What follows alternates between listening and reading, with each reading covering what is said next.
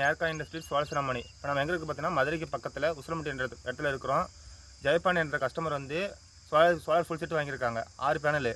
வாங்க பேனல் பார்ப்போம். ஒரு பேனல் வந்து 590 வாட்ஸு. வாங்க இப்போ ட்ரைவ் பார்ப்போம். இதுதான் சேஞ்ச் ஓவரு.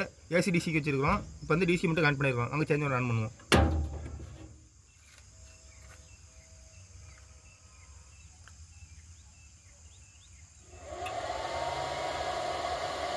ட்ரைவ் வோல்டேஜ் பார்ப்போம். வோல்டேஜ் வந்து 190 வருதுங்க. வாட்ஸ் வந்து 3451 வருதுங்க. ஃப்ரீக்வன்சி வந்து 60 வருதுங்க.